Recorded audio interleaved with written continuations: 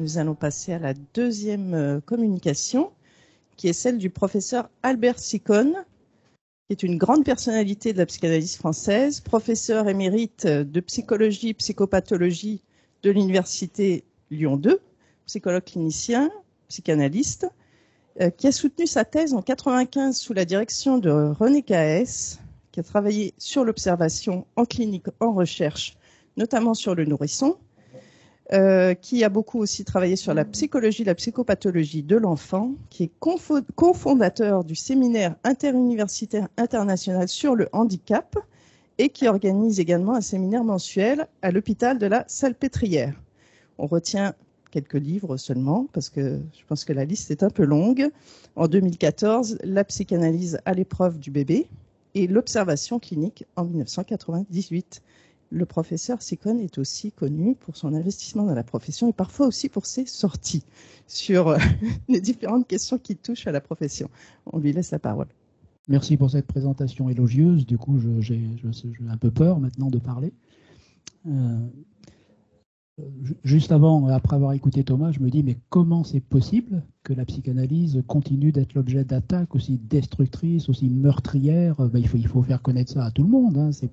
Comment c'est possible, la psychanalyse et la psychologie? Parce que beaucoup d'attaques portées à la psychologie sont... la psychologie subit les effets collatéraux des attaques qui concernent en fait la psychanalyse. Hein. Alors je remercie Christian Elon et toute l'équipe du comité scientifique de ces journées, de ce colloque, pour m'avoir invité et surtout sur cette thématique en plus. Je suis très content de partager ce moment avec vous. Alors j'avais donné comme titre à mon intervention, la psychologie, ses invariants, sa fonction sociale et politique. Alors, la psychologie est diverse, multiple, plurielle, nul besoin d'insister sur ce point, tout le monde l'a dit, hein, mais j'en dirai tout de même quelques mots. Et j'essaierai ensuite et surtout dans cette communication de réfléchir à la question de savoir si on peut se représenter des invariants malgré toutes les variations dont est l'objet cette discipline. Alors Alain Blanchet et Christian Elon ont bien souligné ce matin les enjeux d'une telle question, d'une telle problématique. La psychologie est diverse, les pratiques sont variées, on le sait, on l'a redit aujourd'hui, et cela est dû, entre autres, pas seulement, mais entre autres, au fait que l'apparition de la discipline psychologie et de la profession de psychologue est très récente à l'échelle de l'histoire des sciences et des pratiques.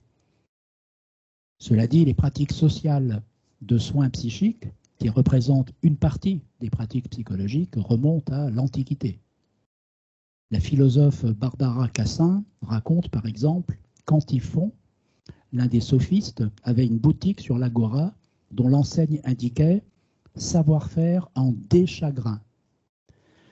Il disait aux gens « venez, racontez-moi vos rêves » et il se faisait payer pour leur parler, comme les sophistes qui se faisaient payer pour enseigner, pour parler, pour enseigner l'art de parler. Antiphon s'était spécialisé dans la thérapie par les mots, et avec sa technique du déchagrin, c'est une très belle expression quand même, hein, il était d'une certaine façon le premier psychanalyste, dit Barbara Cassin. Mais la discipline psychologie et la profession de psychologue sont très récentes, et la psychologie est née d'une diversité chaotique.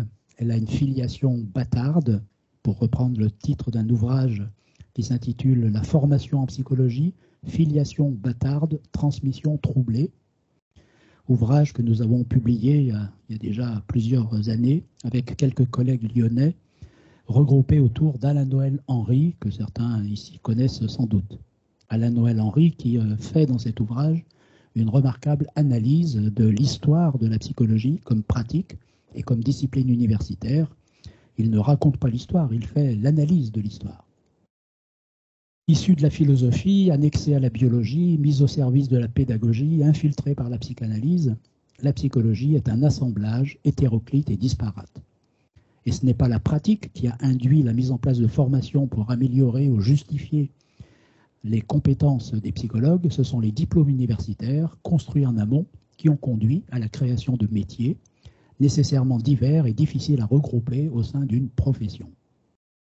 Aujourd'hui encore, les pratiques sont extrêmement variées, cela à l'intérieur même de chaque sous-discipline ou spécialité, comme on dit, de la psychologie.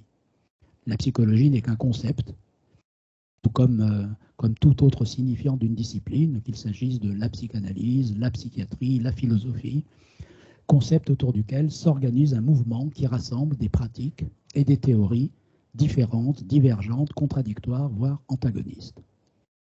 Et cela vaut aussi pour chacune de ces branches, comme la psychologie clinique ou autre.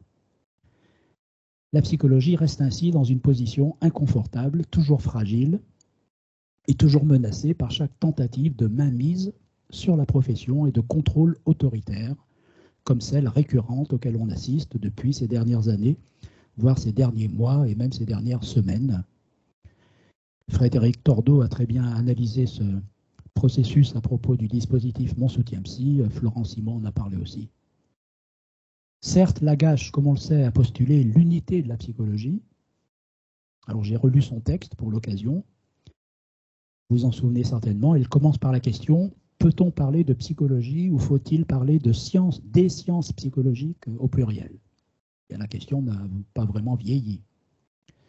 Lagache va réduire les différences entre les nombreuses psychologies à une tension entre les psychologies naturalistes et les psychologies humanistes. Il va classer d'une façon relativement forcée les psychologies dans l'un ou l'autre de ces deux courants et va à nouveau simplifier la situation en considérant l'opposition entre naturalisme et humanisme comme un fondement de l'opposition entre deux types de psychologie, la psychologie expérimentale et la psychologie clinique. Et Lagache va s'attacher à souligner les points de convergence entre la psychologie expérimentale et la psychologie clinique, notion qu'il tente de définir, même si ce terme était apparu depuis plusieurs décennies sous la plume de Janet puis de Freud, quasiment en même temps, à 1 an d'intervalle, 1898 et 1899 pour être précis. Lagache tente donc de définir cette entité pour la constituer comme discipline universitaire. Son projet était aussi d'introduire la psychanalyse à l'université dans une sorte de projection de la psychanalyse à l'intérieur du système universitaire, en définissant, comme il l'a fait, la psychologie clinique, dont la psychanalyse occupait une place de référence et une fonction d'ultra-clinique, comme il disait. Pour Lagache, l'objet de la psychologie expérimentale et clinique, c'est la conduite. La conduite.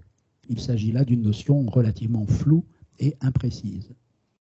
Et lorsqu'on relit le texte, on s'aperçoit que l'unité de la psychologie qu'il essaie de modéliser suppose des distorsions conceptuelles, des constructions intellectuelles dont les forçages et les approximations sont l'effet de l'ampleur de ce qu'elles sont censées réduire ou exorciser, comme le dit Alain Noël Henry, dont je parlais à l'instant, l'exubérante et chaotique diversité de la psychologie.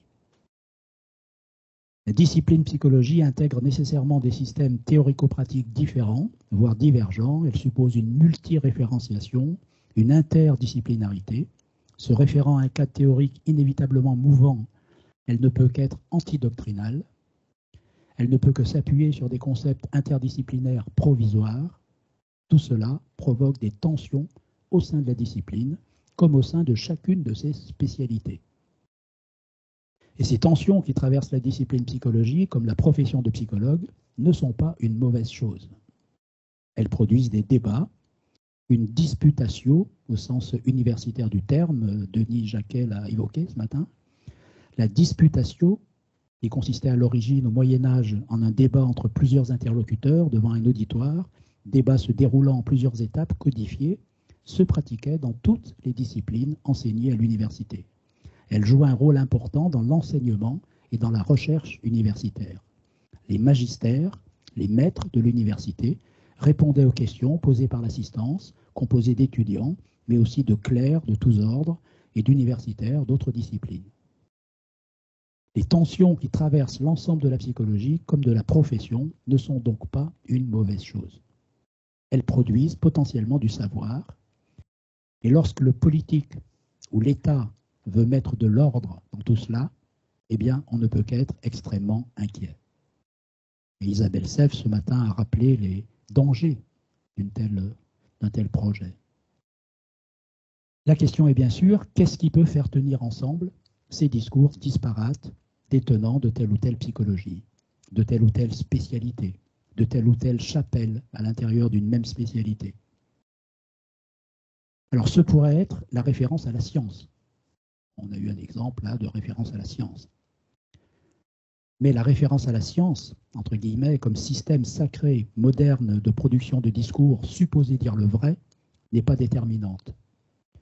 D'une part, les discours supposés savants tenus au nom de la psychologie ne font que se juxtaposer en une tour de Babel où ils ont du mal à s'articuler entre eux, sauf très localement et souvent au prix de glissements conceptuels douteux.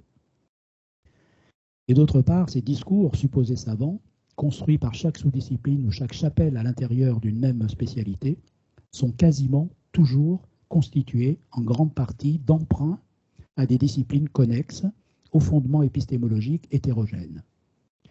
Et la revendication de scientificité d'un corpus de discours psychologiques est d'autant plus grande que l'attraction exercée par une discipline connexe est importante.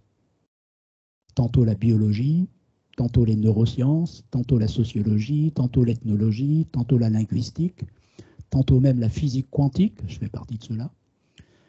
Cela n'invalide évidemment en rien la pertinence des énoncés construits. Je parle là des enjeux de cette construction.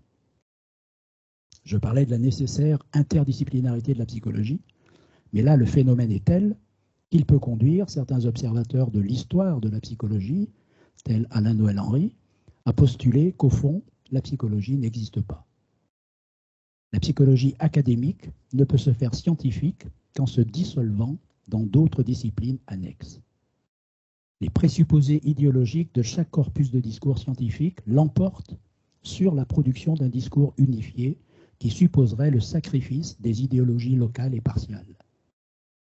Ainsi, la psychologie savante, écrit Alain Noël-Henry, apparaît-elle un peu comme ces pays héritiers d'une histoire troublée, où cohabitent conflictuellement des communautés disparates, chacune reliée à travers une frontière à une culture d'appartenance, et n'ayant d'autres liens entre elles, mais ce n'est pas forcément le moins fort, que ce champ de tension qu'est leur morceau d'histoire commune.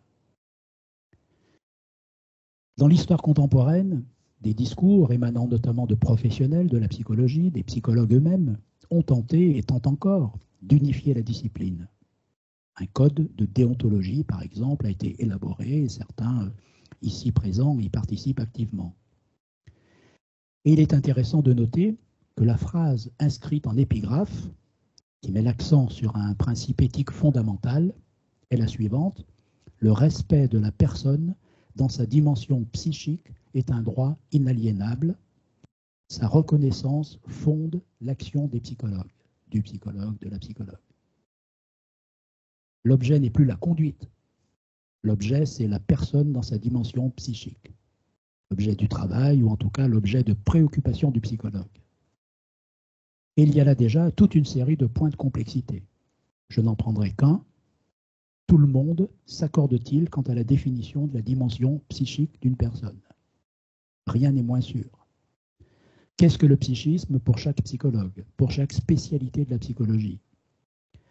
Psyché signifie en grec l'âme, le souffle. Et il y a là un point de contradiction au fondement même de la psychologie, comme l'indique aussi Alain Noël-Henry. La psychologie est-elle dualiste ou moniste? L'âme est-elle une entité séparée du corps, du soma, et reliée à lui par des liens conscients ou essentiellement inconscients? Ou bien l'âme est-elle issue de la matière? N'est-elle qu'une expression de la matière, du corps? La question est nécessairement maintenue dans l'ombre. Si elle s'affiche clairement dualiste, la psychologie sera menacée de compromission avec son ennemi d'origine, le spiritualisme, et elle perdra toute crédibilité scientifique. Si elle s'affiche comme clairement moniste, elle sera menacée de compromission avec la biologie, et elle perdra son âme, pourrait-on dire, elle n'existera plus comme psychologie. Alors, dans toute cette diversité des épistémologies comme des pratiques, peut-on néanmoins décrire des invariants? Il faudrait le faire, non seulement pour satisfaire une curiosité théorique et avancer dans le savoir sur la psychologie, mais aussi pour répondre aux attaques incessantes dont la profession de psychologue est l'objet, attaques justifiées en partie seulement par la non-homogénéité des formations, des pratiques, la non-organisation supposée de la profession qui échappe de fait au puissant désir de contrôle politique affiché par certains. Un premier invariant est l'appartenance de la psychologie dans toutes ses formes et toutes ses variations au champ des sciences humaines et sociales. Plusieurs en ont parlé. Il y a là un ancrage transversal essentiel. Il est arrivé plus d'une fois que d'autres champs tentent de s'annexer une part de la psychologie. Et c'est le cas, bien sûr, par exemple, de la médecine, à l'égard de la part de la psychologie qui recouvre le champ du soin.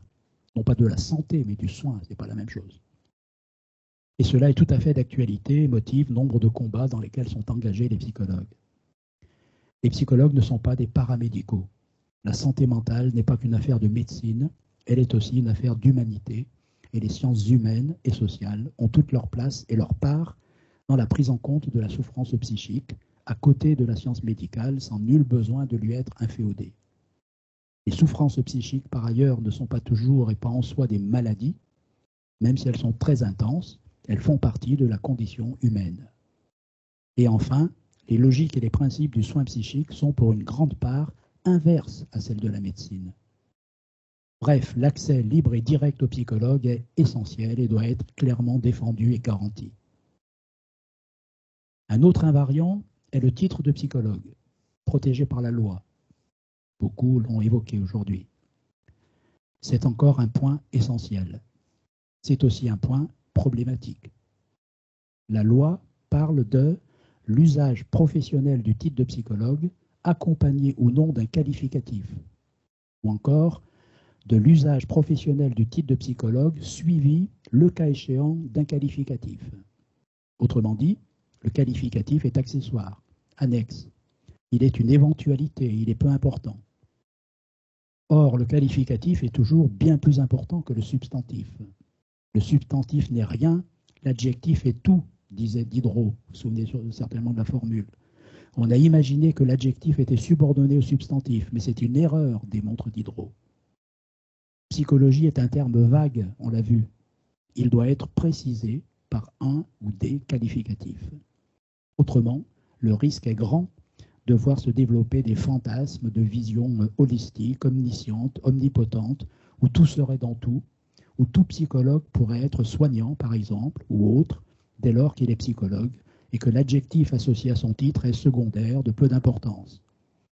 Nombre d'ambiguïtés, voire nombre d'impostures, relèvent d'une telle croyance. Si l'on veut délimiter et circonscrire un invariant, il faudrait décrire ce que l'on pourrait appeler une position psychologique. Une position interne qui traverserait toutes les spécialités et sous-spécialités de la psychologie. Et cette position serait transdisciplinaire à l'intérieur de la psychologie. Alors j'ai fait un tel travail de modélisation pour la psychologie clinique et la psychanalyse concernant la fonction soignante. Mais il faudrait le faire pour l'ensemble de la psychologie.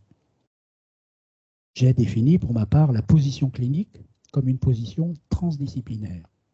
Transdisciplinaire, non pas pluridisciplinaire, éventuellement interdisciplinaire, mais surtout transdisciplinaire.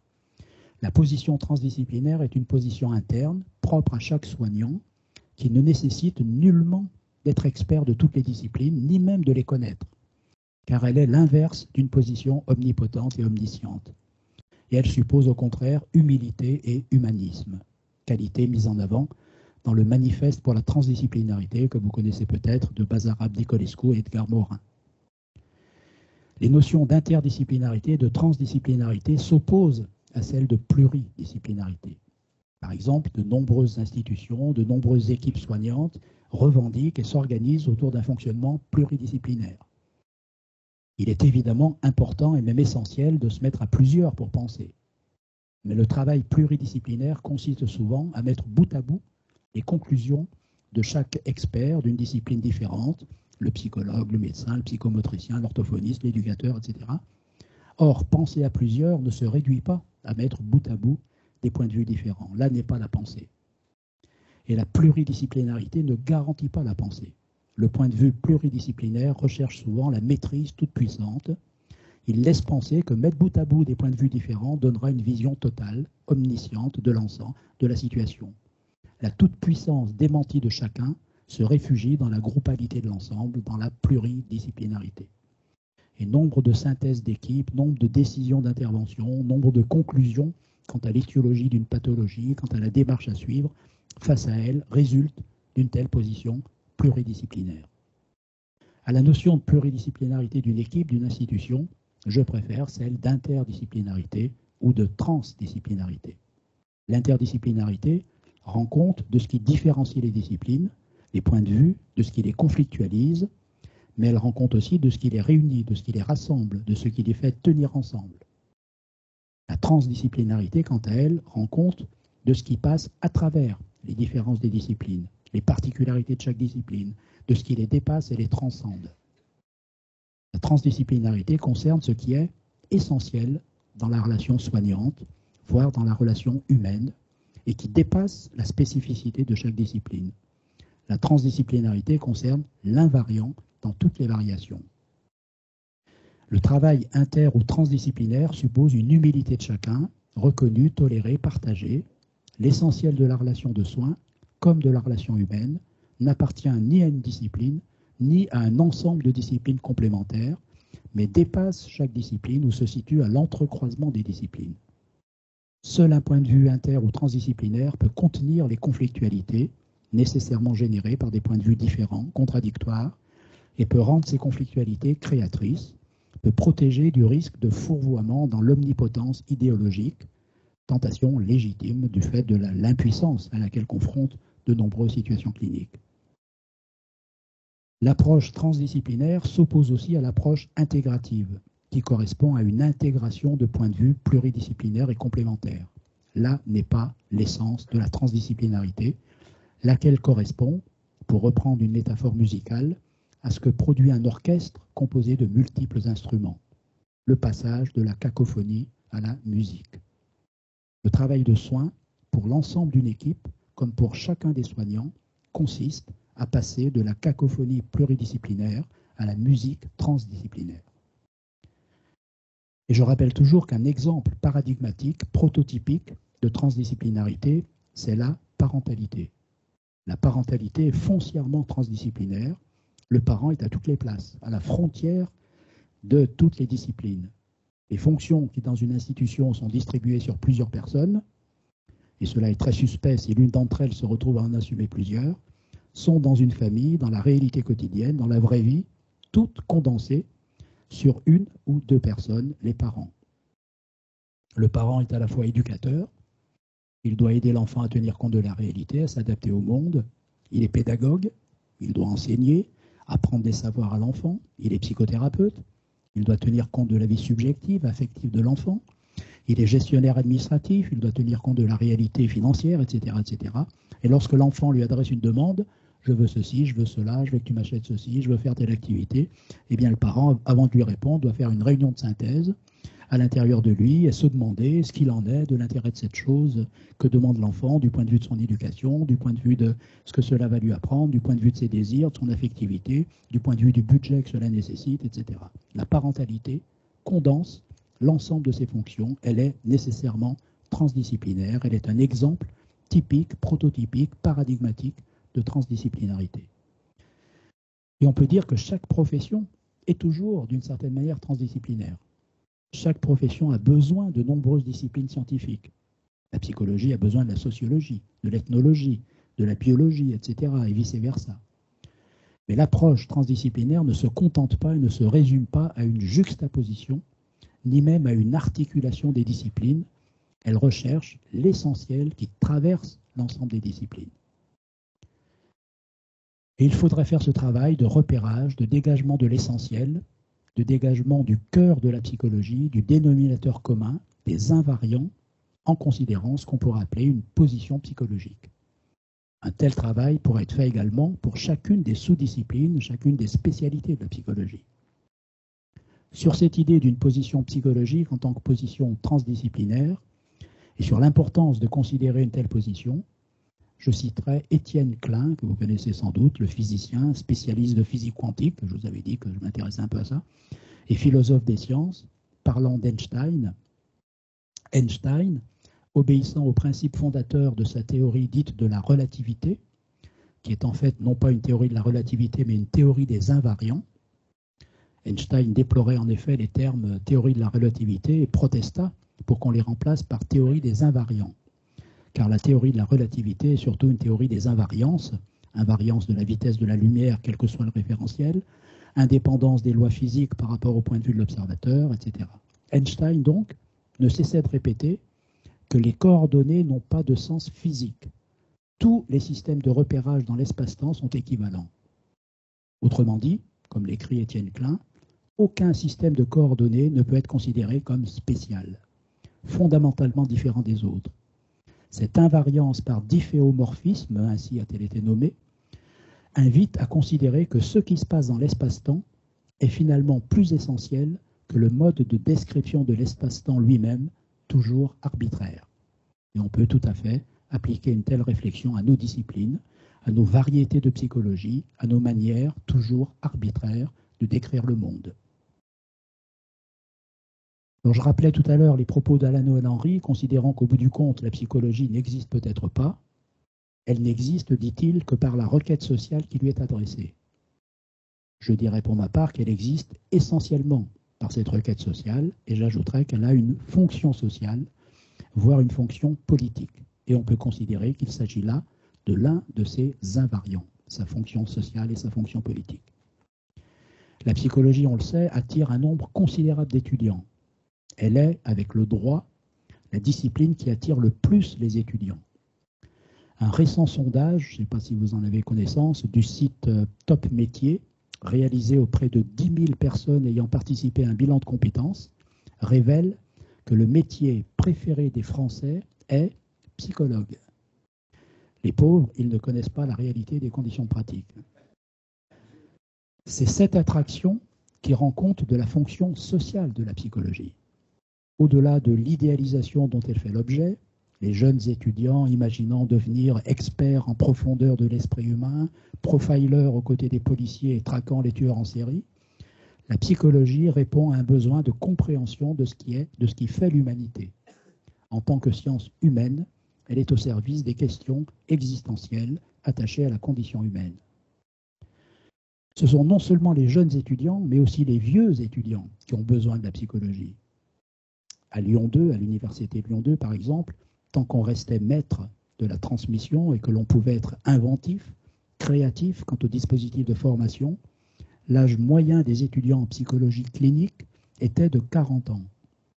Plus de la moitié était en situation professionnelle, pour l'immense majorité dans le champ du social, du soin, de l'éducation, et était en reprise d'études. Il en a été ainsi les 20 dernières années. Dorénavant, avec la standardisation et l'uniformisation imposées, qui ont des effets dans la formation qui s'accordent mal avec la reprise d'études, je ne sais pas si les statistiques seront les mêmes. Les praticiens, quels qu'ils soient, ont besoin de la psychologie pour leur pratique, sans forcément devenir psychologue. Et tout le monde a besoin de la psychologie, dans la vie quotidienne, pour soi-même, pour les liens avec les autres. Les universités, et les écoles de psychologues aussi, supportent cette fonction sociale en dispensant des formations à la psychologie.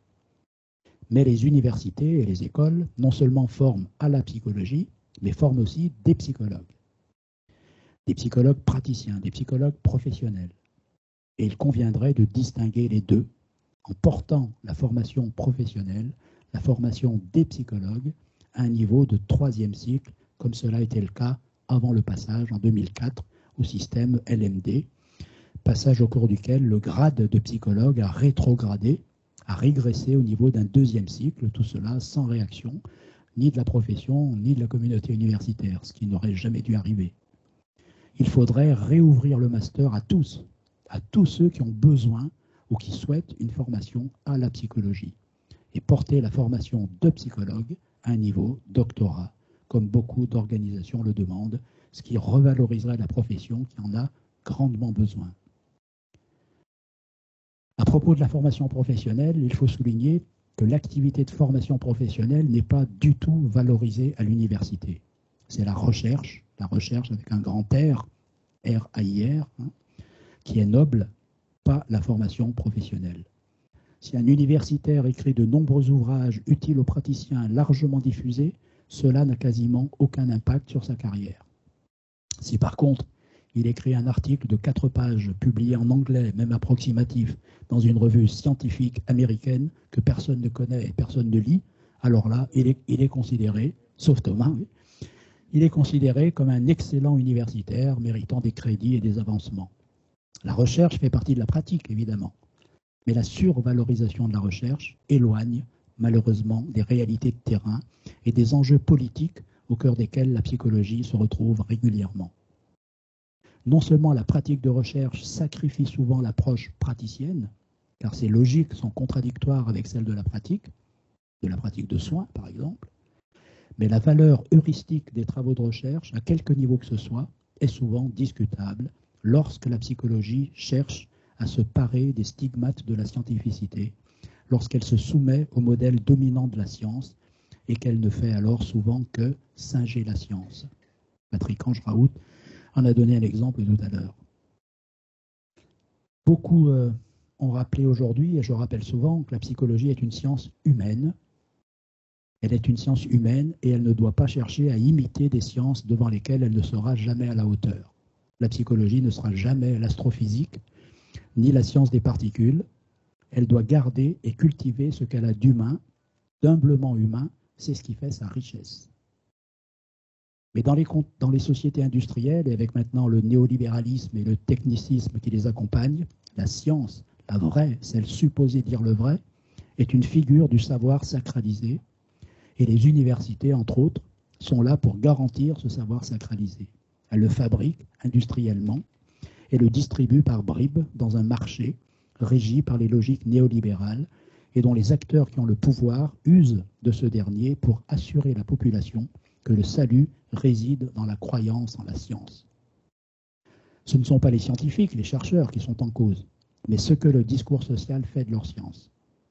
Si un expert apparaît en blouse blanche, et si de plus son titre contient le terme neuro, et si son discours est compatible avec l'idéologie dominante, il est alors supposé dire le vrai et utilisé pour dicter les bonnes pratiques. C'est ainsi, par exemple, qu'un ministre de la Santé a pu se permettre de prescrire les pratiques des psychologues s'occupant de tel ou tel trouble par un simple arrêté, en s'appuyant sur des publications américaines choisies et en ignorant le reste, notamment les 5000 études dont vient de nous parler Thomas, et cela même si le rapporteur public a conclu, suite aux différents recours déposés contre de tels arrêtés, à l'incompétence du ministre pour prendre de telles mesures. Ça n'a pas empêché d'aller jusqu'au bout. La psychologie et les psychologues ont de fait non seulement une fonction sociale, mais une fonction politique. La psychologie est garante non seulement de la dimension psychique de la personne, comme l'énonce le code de déontologie que j'évoquais tout à l'heure, elle est garante, elle devrait être garante de l'humanité et de la subjectivité des sujets citoyens. Elle est garante de l'humanité et de la subjectivité dans la cité. Elle doit de ce fait résister à la violence politique que représente le mouvement de désubjectivation. La psychologie est liée aux politiques dès lors qu'elle s'occupe du soin, de l'éducation, du travail, de la justice et autres. Elle suppose une représentation de la souffrance, du développement, des liens aux autres, du rapport au corps et au social, et une prise en compte des représentations sociales attachées à ces différents aspects, des représentations sociales de l'état de normalité et des déviances par rapport à toutes sortes de normes. Elle transmet par ailleurs une représentation privée de la normalité et des déviances dans tous les domaines dont elle s'occupe. L'acte du psychologue, son acte de parole, est un acte politique. Elle est liée aux politiques car le lien au sujet dont elle s'occupe est un lien social. Il suppose une conception de l'altérité, une représentation des liens sociaux, familiaux, des liens dans la cité, dans la vraie vie. Le psychologue qui écoute son patient, par exemple, mais il en est de même si l'autre n'est pas un patient, mais une personne dont s'occupe et se préoccupe le psychologue, ne peut pas ne pas entendre la réalité des liens qui l'unissent aux autres. Et pas seulement aux autres dans son entourage familial, cela en général tout le monde le fait avec des variantes, mais aux autres dans la vie collective, dans le monde, au risque sinon d'être sourd aux souffrances liées à ces liens concrets. Et dans la composition de ce qu'on peut appeler son contre-transfert au sens large du terme, quel que soit le type de lien entre le praticien et la personne dont il s'occupe, entreront en jeu nécessairement ses propres liens à lui dans la cité, son inscription, ses modalités d'inscription dans la vie collective de la cité. La psychologie est liée aux politiques car elle est impactée par le politique. Les représentations sociales organisant ou infiltrant la vie dans la cité, le politique, au sujet de la santé, de la maladie, de la psychiatrie, de l'éducation, du travail, de la justice, des services publics, ont un impact indéniable sur les pratiques et les conceptions de la mission des psychologues et peuvent avoir des effets de dérive, des effets de violence dans les pratiques ou des effets de désidéalisation, de désimplication. La violence actuelle que subit la profession de psychologue, par exemple, ne peut pas ne pas avoir d'impact sur la manière dont pratique concrètement chaque psychologue, sur sa façon d'être présent dans ses liens aux autres. La psychologie est politique aussi lorsqu'elle concerne le soin psychique, et d'autant plus si elle se réfère à la psychanalyse, car elle est alors inévitablement subversive, dans la mesure où elle considère que le sujet n'est pas égal à lui-même, que son discours n'est pas réductible à son énoncé, que ses motivations sont toujours complexes et sont le fruit de conflictualités, de compromis de toutes sortes, avec des désirs inavoués à lui-même et souvent peu nobles malgré les volontés conscientes affichées. La psychologie est politique car elle est garante de la subjectivité. Elle est, comme le dit mon ami Roland Gori, de la psychanalyse, mais on peut le dire aussi de la psychologie, et d'autant plus si elle se réfère à la psychanalyse, elle est un antidote face aux dérives politiques, sous forme notamment de religion du marché. Didier Anzieux, l'un de mes maîtres, qui avait œuvré en son temps pour la reconnaissance de la profession de psychologue, notait, il y a déjà très longtemps, dans les années 70, combien la psychanalyse, mais on peut dire encore la même chose de la psychologie, dans sa pratique même, constitue une critique silencieuse et une résistance active à certaines aberrations de la civilisation industrielle. La psychologie doit s'opposer à la violence de la désubjectivation, voire lutter contre. Le rouleau compresseur de la désubjectivation écrase tout le champ social. La désubjectivation est partout. Elle est une violence sociale et politique. La désubjectivation peut d'ailleurs être considérée comme la définition même de la violence. Il y a des écarts considérables entre les situations de violence, mais ce qui les réunit toutes, quelle qu'elle soit, c'est la désubjectivation. La non prise en compte de la subjectivité du sujet ou l'intrusion dans l'espace intime de sa subjectivité. Et la désubjectivation s'observe dans la vie de tous les jours. L'expansion actuelle de l'intelligence artificielle en est un symptôme. La conception scientiste de l'être humain, l'idée que nous ne sommes pas un sujet avec une histoire, mais que nous ne sommes que la somme de nos compétences cérébrales et comportementales, en est un autre. La conception techniciste et technocratique des pratiques sociales, comme les pratiques de soins, d'éducation, de justice et autres, sont encore d'autres symptômes de la désubjectivation en marche. Ce ne sont pas les progrès techniques qui sont en cause et qui sont tout à fait salutaires pour l'humanité. C'est la pensée technique, la langue technique, comme le dit Roland Gori, au service de l'économie de marché. Nous devons rester vigilants, protéger la profession, voire nous battre, car les technocrates décident pour nous et sans nous. Les psychologues ont un peu l'habitude d'ignorer le politique. Nous ne devons jamais l'ignorer, car le politique, lui, ne nous ignore pas. Le néolibéralisme produit des savoirs scientifiques et des discours positivistes qui le justifient. La psychologie, lorsqu'elle essaie de se mesurer à l'étalon de ses discours pour garder une place, y perd son âme. Elle se retrouve dans un paradoxe, une impasse, garder son éthique et disparaître, ou bien se soumettre et se perdre. Et les universités, comme les écoles de psychologues, doivent jouer leur rôle dans cette vigilance, voire dans ce combat. Elles doivent veiller à maintenir, à garantir non seulement la pluralité des approches, mais l'humanité de la psychologie. Je vous remercie pour votre écoute et votre attention.